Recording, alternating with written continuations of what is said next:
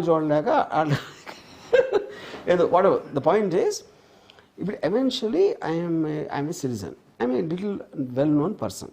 నేను ఎక్కడికి వెళ్తాను అసలు? ఎలా ఎలా ఎలా how is it possible for me to go anywhere? అప్పుడేంటి వాళ్ళు రిప్లై ఇచ్చారనుకోండి, ఇది కుదరదు, వచ్చి తీరాల్సిందే అంటే 100% తెలియదు. నేను ఓకే, నేను అడిగింది ఏంటి, నా పనులు ఉన్నప్పుడు నేను వీడియో కాన్ఫరెన్స్లో క్వశ్చన్స్ మీరు అడిగిన అన్ని క్వశ్చన్స్కి నా ఇంటెన్షన్ ఏంటి, ఎప్పుడు చేశాను, ఎందుకు చేశాను, చేయలేదా ఏంటి, ఆ క్వశ్చన్స్ అన్నీ ఆన్సర్ చెప్తాను. అప్పుడు వాళ్ళకి దానికి రిప్లై ఇవ్వకుండా అది అలా కుదరదని ఇవ్వాలి కదా. రిప్లై వచ్చి తీరాలి, ఈ కారణాల వల్ల వచ్చి తీరాలి అని ఏదో చెప్పచ్చు. అది చెప్పకుండా వస్తే ఏంటి అర్థం? కానీ వాళ్ళు వచ్చిన రీజన్ నాకు ఇప్పటివరకు తెలియదు. నేను 100% అరెస్ట్ కోసం రాలేదని నేను నమ్ముతున్నాను ఇంతవరకు. నేను దీని వెనకాల పెద్ద పెద్ద లీడర్ ఉన్నాలని కూడా నేను నమ్మట్లేదు. అది ఓకే, ఇదేదో మిడ్ లెవెల్లో ఏదో చిన్న మిస్చీఫ్కి చేస్తున్నారు, వాళ్ళ ఎంటర్టైన్మెంట్ కోసం చేస్తున్నారు అని నా ఫీలింగ్. అంటే అందులో తప్పు లేదని కూడా నా ఫీలింగ్. అది ఎందుకంటే అందరూ చేసేది దానికే. ఇవాళ సొసైటీలో మన అందరం ఉన్నది ఎంటర్టైన్మెంట్ కోసం. Nobody takes anything seriously. అప్పుడు ఇప్పుడు నేనున్నాను అనుకోండి, నాకు అంటే దీన్ని తప్పించుకోవడానికి నేను పారిపోయి దుబాయో లేకపోతే ఎక్కడో వెళ్ళిపోయి దానికి ఏదో తప్పనిసరి పరిస్థితుల్లో నన్ను రిమాండ్కి తీసుకుని జైలుకి తీసుకెళ్ళాలంటే I prefer to go to jail. ఎందుకంటే జైల్లో నాకు 2-3 మంచి కథలను దొరుకుతాయి. ఇదేం ఉరిశిక్ష కాదు కదా, ఇదేం మర్డర్ కేసు కాదు కదా, ఇదేమి హీనస్ క్రైమ్ ఆఫ్ వైలెన్స్ అది కాదు కదా. Eventually it's a technical aspect. అది నాకు ఇప్పటికి కూడా అది ఎలా అప్లై అవుతాయని, ఇప్పుడు నేను లాయర్ని కాదు, అవి ఎలా అప్లై అవుతాయి అనేది నాకు పెద్ద మిస్టరీ ఇప్పటివరకు అసలు. So that of course the court will decide, the highest authority, that's okay. Yeah, అంటే మీరు పోలీస్ జైలుకి వెళ్తాను కూడా సిద్ధపడిపోయి ఉన్నారు అది కేసు. అంటే I don't think it's a big deal. So many people go to, ఇప్పుడు చంద్రబాబు నాయుడు గారు, వైఎస్ జగన్, రేవంత్ రెడ్డి వీళ్ళు కూడా జైలుకి వెళ్ళినప్పుడు నేనంతా మీరు ఏ గ్రావిటీ కోసం ఏ కేసులో వెళ్ళారు అనేది పాయింట్, కానీ జైలుకి వెళ్ళటం పాయింట్ కాదు.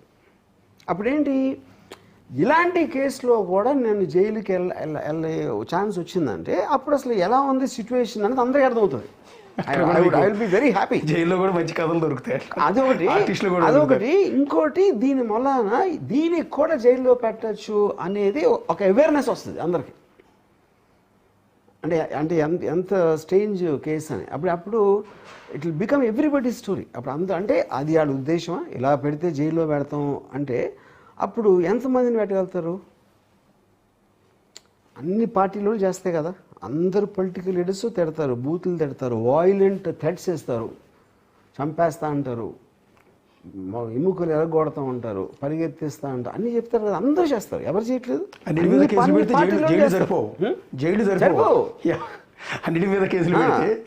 అనిగా. సో అది నాకు నా strong belief, the application of these systems on the tweets, I don't even know about them. Okay, అదే నా స్టాండ్. ఇప్పుడు నేను ఇంటర్వ్యూలు కూడా చెప్తున్నా. ఇప్పుడు దానికోసం అయినా నేను ఐఎమ్ విల్లింగ్ టు కోఆపరేట్. ఆ కోఆపరేషన్ అనేది ఏంటి, ట్వీట్స్ వెనకాలది మీ ఇంటెన్షన్ ఏంటి, అదేంటి, దానికి వీడియో కాన్ఫరెన్స్ చేస్తాను, లేదా నా పని అయిపోయిన తర్వాత వస్తాను. I don't see the urgency. ఇదే నేను పెట్టింది రిప్లై. నేను ఏదైతే రిప్లై ఇచ్చానో దానికి వాళ్ళు రిప్లై ఇవ్వకుండా వచ్చారు. దాని తర్వాత మొత్తం మీడియా టేక్ ఓవర్ చేసింది. దాని తర్వాత రామ్ గోపాల్ వర్మ ఫామ్ హౌస్లో హీరో దాచేసాడు, ఇంకోటి ఎవడో ఏదో అంటాడు, రామ్ గోపాల్ పాపాలన్నీ పండే అంటాడు ఒకడు. But all of them are getting entertain. At least అది నాకు హ్యాపీ. నేను మామూలుగా వేరే వాళ్ళ ఎంటర్టైన్మెంట్ నేను కేర్ చేయను, but at least they are getting some happiness అని. యా, అంటే ఇందులో పొలిటికల్ రివెంజ్ ఉంది.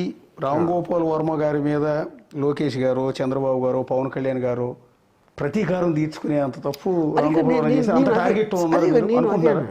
నా పాయింట్ ఏంటంటే they are very big people. ఇప్పుడు chief minister, deputy chief minister, ఒక పార్టీ ప్రెసిడెంట్, వాట్ లోకేష్, వాళ్ళకి ఇలాంటి దాని మీద కాన్సన్ట్రేషన్ ఉంటుందని నేను నమ్మను. ఎస్ సార్, అది ఇంపాసిబుల్. అది యూనో ఇప్పుడు కానీ ఒక పార్టీకి సంబంధించి 100 ఉంటారు, 100,000 కూడా ఉండొచ్చు. వాళ్ళందరిలో ఎవరో ఒకరు ఒక ఐడియా వచ్చి వాళ్ళు బిజీగా ఉన్నప్పుడు వాళ్ళు ఆ మిడ్ లెవెల్లో వాళ్ళు ఏదో చేస్తున్నారని నేను అనుకుంటున్నాను. కాకపోతే వాళ్ళకు కూడా ప్రెషర్ ఉండొచ్చు. ఒక పార్టీ క్యాడర్లో ఉన్నోళ్ళు కింద లెవెల్ వాళ్ళు ఆ రోజు అలా చేశారు మాకు ఈ మాత్రం తీసుకోపోతే మేము ఎందుకు పార్టీలో ఉండాలి అని ఒక నష్టపెడతా ఉంటే అది ఇంకా సరే ఏదో చేసుకోండి అంటానికి ఛాన్స్ ఉంది. I don't believe they focus on this. వాళ్ళు పనులు మానేసుకుని రామ్ గోపాల్ వర్మ ఏం చేయాలి అంత సీను వాళ్ళకి అవసరం లేదు, నాకు లేదు, ఈ కేసులకి లేదు. బేసిక్గా చంద్రబాబు గారి నేచర్ కూడా అది కాదు బేసిక్గా. కాదండి, కానీ అన్నిటికన్నా ఎక్కువ చంద్రబాబు నాయుడు కానీ లోకేష్ కానీ పవన్ కళ్యాణ్ కానీ వాళ్ళ బిగ్గెస్ట్ రివెంజ్ వాళ్ళు పొందిన ఎక్స్ట్రాడినరీ విక్టరీ. అంతకని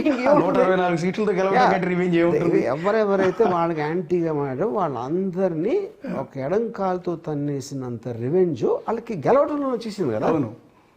దాని తర్వాత ఇలాంటి ఇంకా ఒకవేళ రామ్ గోపాల్ వర్మ గారు పెట్టిన పోస్టుల వల్ల ఓట్లు ఏమైనా దక్కలేదు కదా. అదే చెప్తున్నా, ఒక్క ఓటు కూడా దక్కలేదు కదా. అదే చెప్తున్నా. రామ్ గోపాల్ వర్మ గారు తీసిన సినిమాల వల్ల కూడా టీడీపీకి నష్టం జరగలేదు కదా. జరుగుంటే సీట్లు ఎవరెవరు ఏమి అగేన్స్ట్గా మాట్లాడినా అందరి మీద టపక్కన మటా చేసి ఉంటాయి కదా వాళ్ళ విక్టరీ. అవును. దాని తర్వాత ఇంకేంటి అంటున్నా. So I don't believe the people at the top are involved. Yes, I don't believe అన్నా. ఎందుకంటే డజంట్ మేక్ సెన్స్. ఈ లోవర్ క్యాడర్ లెవెల్లో ఏదో వాళ్ళకి తెలిసి ఉండొచ్చు, తెలియకపోవచ్చు, వాట్ ఎవర్ అది చేస్తున్నారు, కానీ అంతకన్నా ఉంటుందని నేను అనుకోవట్లేదు. ఎందుకంటే I believe they too intelligent and too busy in వేరే ఆస్పెక్ట్స్లో. ఇలాంటి దానికి ఒక అర సెకండ్ కూడా వాళ్ళు కేటాయిస్తారని